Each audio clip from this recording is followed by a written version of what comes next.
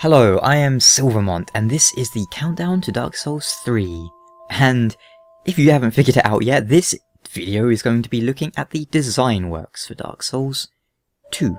So, I've had this pre-ordered for ages and it kept getting delayed, but it's finally here. I finally have my hands on it, as you can see, with my pyjamas. But yeah. I apologise for the quality of the video, as it... I don't have the proper setup for things like this, so I just have a webcam propped up, but I thought I would give you guys a little look at the book, so you can, you know, get an idea of what's in it, and if you'd be interested in getting it for yourself. It's a nice collector's piece, shall we say. It's quite big too, it's much bigger than the Dark Souls 1 book, which I also have, and I also have a video on, which I recorded with my phone. And yes, my webcam I'm using to record this keeps focusing and unfocusing like mad, so I apologise for that. But you know, if you want to like see the pictures in proper detail, you can probably find it online somewhere, or you can just buy the book. It's a nice presentation. It's done by what are they called? Udon, I believe. The first one had a few typos. I've not noticed any yet in this one, but it starts off with concept art and the like. Some pages have little notes telling you more about the pieces, but personally, I would like it if every piece of concept art had some notes attached to it, because I like reading that, but you get a little here and there. And perhaps the most interesting thing of the design works would be the interviews that's right at the back. And now I'm trying a different way to flick through the pages, because I have to tell you, it was torture on my neck doing this. Oh, now on to boss designs. And you might notice some of these enemies aren't strictly bosses, but they were designed as unique or powerful enemies, so...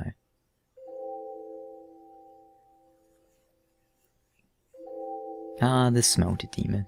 There's an interesting bit in the interview about the Smelted Demon saying how his armor, like, exposes your belly button, and if you're a female character, you get a little bit of underboob. Oh yeah, Duke's Dear Freya, which was originally supposed to split into 2 spiders once you hit its weak point.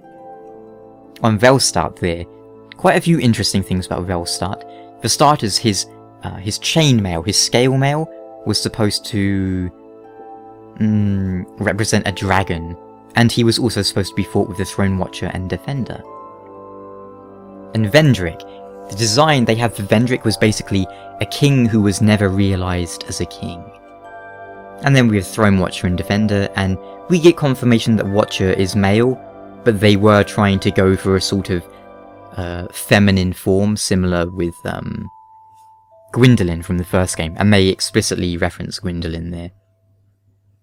The Haid Knights too, who they called Silver Solaires, although there's no connection between him and Solaire, they just look a bit like Solaire. And I remember before the game came out, we were calling the Haid Knight Evil Solaire, so it wasn't just us.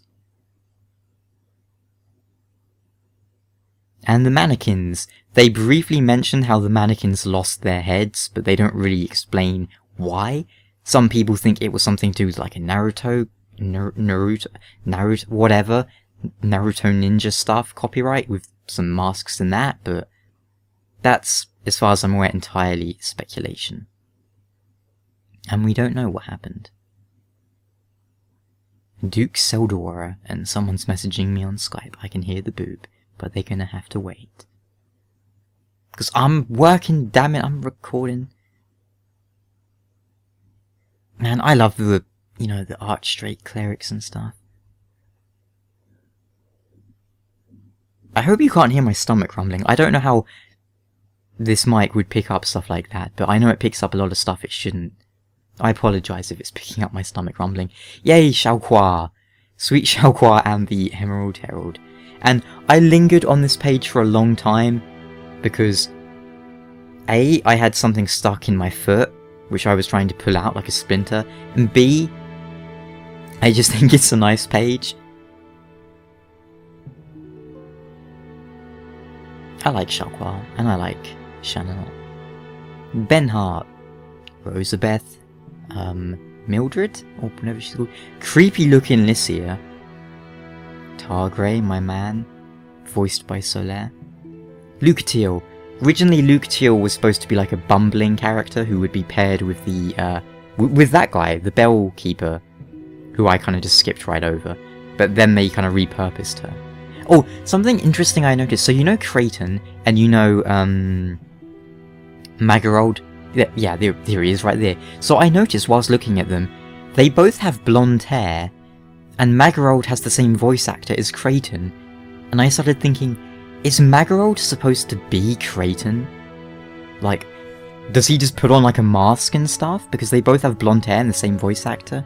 Probably not, as they have completely different accents and voices, but I just thought that was something interesting. Oh, and here, so we have a lot of emphasis on the Faram Knight, right? That makes sense, he's the poster boy. But then we also have 2 pages dedicated to Zully. And a whole page for Alva, so I don't know, it makes me wonder, were Zully and Alva supposed to be, you know, strongly featured in the game?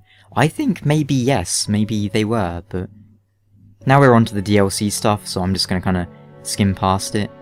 There's Alana, Sin, and they talk about how they had a better time working on the DLC because, so basically, with Dark Souls 2, they got halfway through making the game and then kind of started from scratch, but they didn't have enough time to redo everything, so they had to reuse a lot of their map assets.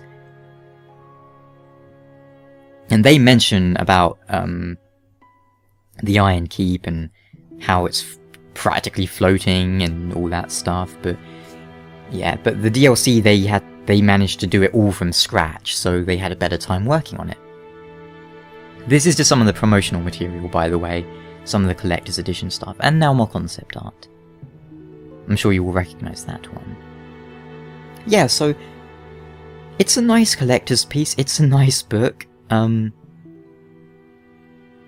interview is definitely worth checking out. And a nice map. I still have my cloth map that came with my Dark Souls 2. And so on the classes there, they all have 0 in their stats, so I guess that was before they finalised that, but it's fine.